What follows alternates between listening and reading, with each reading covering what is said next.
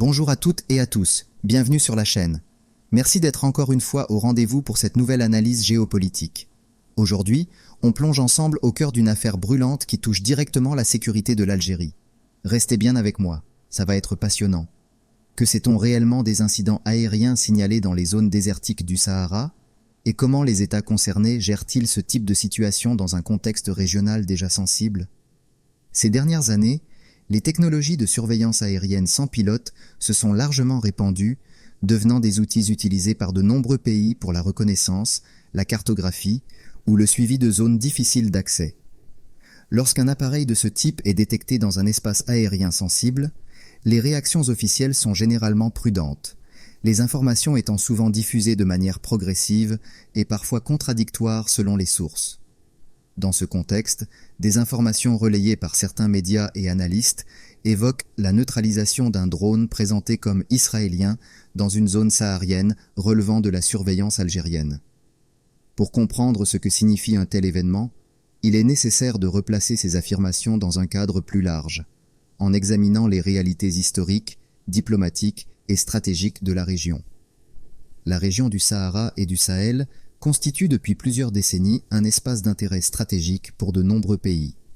L'immensité du territoire, la présence de routes commerciales anciennes, les ressources naturelles et les enjeux sécuritaires ont conduit les États riverains à renforcer leurs dispositifs de surveillance, notamment dans les zones frontalières et désertiques.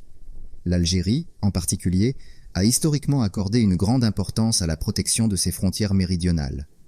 Dès les années 1990, face aux transformations politiques et sécuritaires dans la région sahélienne, Alger a progressivement renforcé ses capacités de surveillance terrestre et aérienne.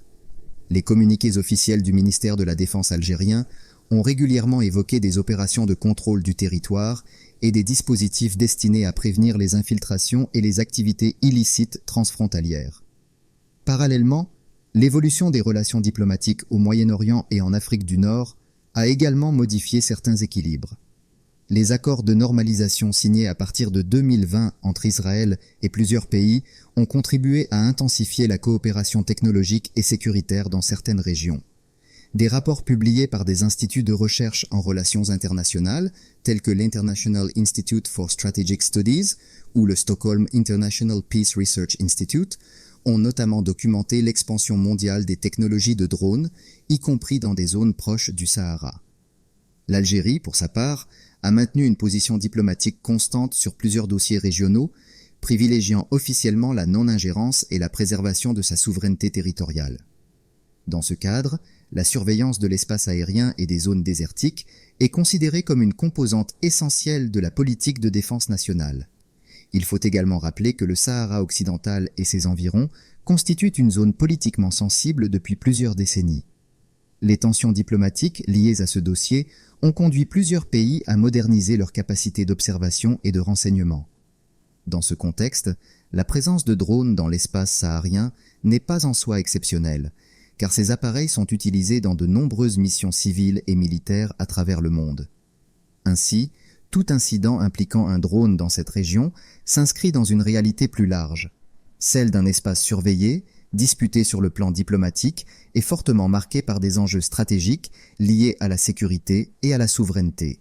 Selon certaines informations relayées par des médias régionaux et des analyses publiées sur des plateformes spécialisées en questions stratégiques, un drone aurait été détecté puis neutralisé dans une zone saharienne sous surveillance algérienne. Il convient toutefois de souligner que, dans ce type de situation, les informations initiales sont souvent fragmentaires. Les autorités concernées communiquent généralement de manière mesurée, privilégiant la vérification des faits avant toute déclaration détaillée. Cette prudence s'explique par la complexité technique de l'identification d'un appareil sans pilote. Déterminer son origine, sa mission ou son point de départ nécessite des analyses approfondies. Les rares éléments évoqués publiquement dans des cas similaires concernent en général la détection radar, l'identification du type d'appareil et les mesures prises pour empêcher une éventuelle violation de l'espace aérien. Dans plusieurs précédents observés à l'échelle internationale, les États ont confirmé des interceptions ou des neutralisations de drones sans toujours divulguer tous les détails, notamment pour des raisons de sécurité opérationnelle. Des experts en sécurité aérienne rappellent également que les drones modernes peuvent parcourir de longues distances et être opérés depuis des lieux éloignés, ce qui complique l'attribution immédiate de leur origine. Les analyses techniques, lorsqu'elles sont rendues publiques, interviennent souvent plusieurs semaines après les faits. Dans le cas évoqué ici, les informations disponibles dans l'espace public restent limitées et parfois divergentes. Certaines sources parlent d'un drone de reconnaissance, tandis que d'autres évoquent simplement un appareil non identifié ayant pénétré une zone sensible. Cette diversité de versions souligne l'importance de traiter ces informations avec prudence et de s'appuyer sur des sources officielles ou des rapports confirmés pour établir les faits avec précision.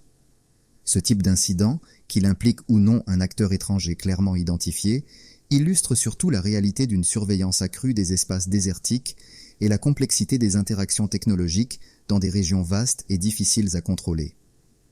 L'hypothèse de la neutralisation d'un drone dans une zone saharienne soulève plusieurs questions d'ordre stratégique et diplomatique, sans nécessairement indiquer une escalade ou un changement immédiat des équilibres régionaux. D'un point de vue technique, l'utilisation croissante des drones dans le monde reflète une transformation profonde des méthodes de surveillance. Ces appareils permettent d'observer des territoires étendus à moindre coût et avec une grande précision. Pour les États, la capacité à détecter et à intercepter ce type d'appareil constitue désormais un élément important de la souveraineté aérienne. Sur le plan diplomatique, les incidents impliquant des drones sont souvent traités avec retenue. Les déclarations officielles, lorsqu'elles existent, privilégient généralement des formulations prudentes afin d'éviter toute interprétation excessive ou toute tension inutile. Les relations internationales reposent en grande partie sur ce type d'équilibre, où la communication publique joue un rôle aussi important que les actions elles-mêmes. Certains analystes considèrent également que ces événements témoignent d'une évolution plus large, la multiplication des technologies de surveillance et leur diffusion dans différentes régions du monde. Cette évolution réduit progressivement les distances et transforme la manière dont les États observent leur environnement stratégique. Il est aussi possible d'interpréter ces incidents comme des signaux rappelant l'importance des mécanismes de coordination et de communication entre pays, en particulier dans des zones où plusieurs intérêts stratégiques se croisent. Les forums régionaux et les canaux diplomatiques jouent un rôle essentiel pour prévenir les malentendus et maintenir un climat de stabilité. Enfin, il convient de noter que la perception d'un événement peut varier selon les acteurs et les observateurs. Ce qui est présenté comme un incident technique par certains peut être interprété comme un message politique par d'autres.